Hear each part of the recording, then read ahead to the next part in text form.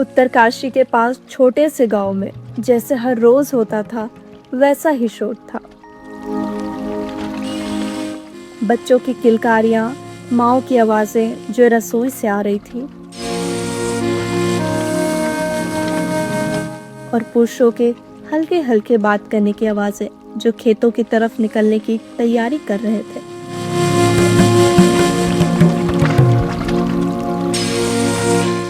दोपहर होते होते मौसम थोड़ा सा बदला, बादल घिरने लगे, लेकिन गांव वालों को इसकी आदत थी। पहाड़ी इलाकों में ऐसा होता रहता है। किसी ने छत पर जाकर देखा, आज तो जल्दी बारिश आ गई, चलो फसल को फायदा होगा।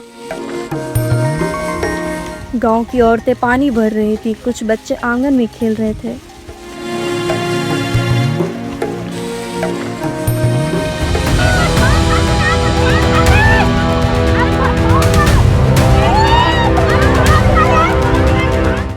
और फिर अचानक आसमान ऐसा गरजा जैसे पहाड़ फट गया हो। 1 सेकंड, 2 सेकंड और फिर सिर्फ पानी नहीं, पूरा पहाड़ नीचे आ गया।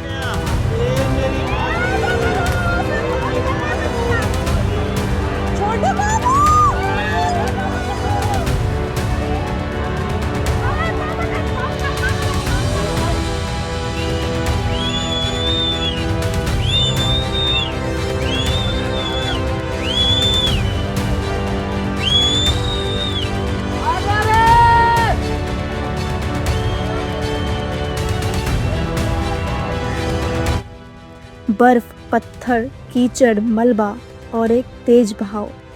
बादल फटा था और ये कोई आम बारिश नहीं थी, ये एक तबाही थी। गांव के घर, मंदिर, स्कूल सब एक पल में बह गया। बचाव दल जब मलबा हटाने पहुंचा तब एक आदमी रोते हुए मिट्टी खोद रहा था। मेरा बच्चा, मेरे लाल को किसी ने देखा क्या? वो बार बार पूछ रहा था, लेकिन वहां सिर्फ सन्नाटा था।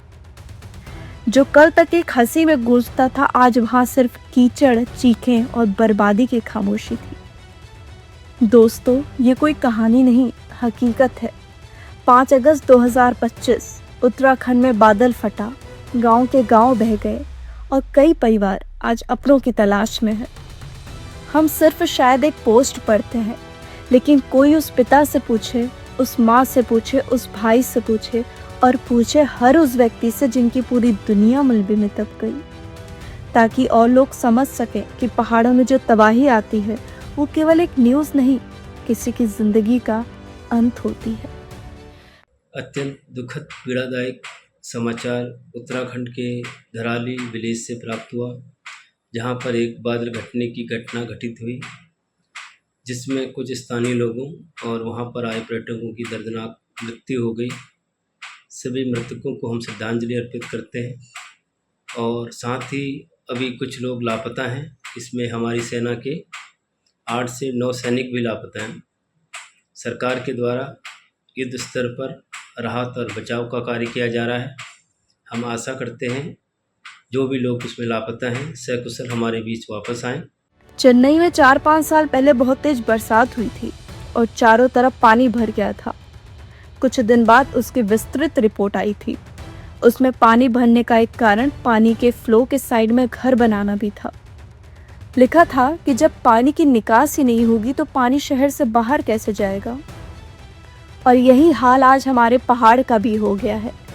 लोग बिना सोचे समझे ऐसी जगह पर घर बना लेते हैं जो गधेरे के आसपास होती है। वे केवल इतना देखते हैं कि यह गधेरा तो सूखा ही रहता है, इसलिए कोई खतरा नहीं लगता।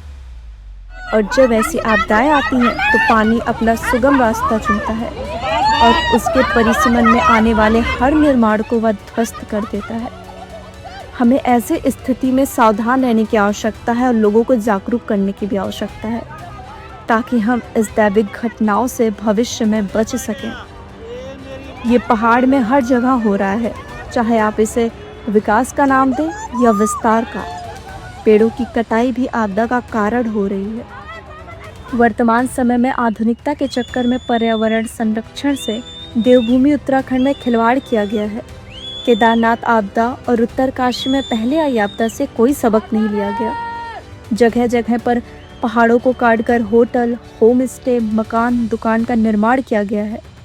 वृक्षरोपण भी केवल नाम मात्र का ही रह गया। पहाड़ दरक दे रहे हैं क्योंकि मिट्टी को रोकने की क्षमता नहीं है, विशेषकर गढ़वाल मंडल की तरफ। सरकार से मेरा विनम्र निवेदन है कि आप भविष्य में इस तरह की घटनाओं को कम करने के लिए वहाँ पर जो अवैध निर्माण हो रहा है उस पर रोक लगाएं, ताकि पर्यावरण संरक्षण हो सके और इस तरह की घटनाओं की पुनरावृत्ति ना हो। नदियों के बहाव को रोककर सड़कों का निर्माण किया जा रहा है, प्रकृति से खिलवाड़ किया जा रहा है। वाहनों के शोर और प्रदूषण की समस्याएं अलग हो रही हैं। आज कोई ऐसा तीर्थ स्थल नहीं है जहां वाहन ना जा रहे हों। आज भी समय है कि सरकार सही तरीके से पर्यावरण संरक्षण पर ध्यान देकर आवश्यक उपाय करे, नहीं तो आने वाला समय देवभूमि के लिए और समस्या वाला हो सकता है। न्यू दिल्ली पोस्ट की संवेदनाएं उत्तरकाशी में बादल फटने की वजह से तबाह हुए घर और वहां के लोगों के लिए सहानुभूति है।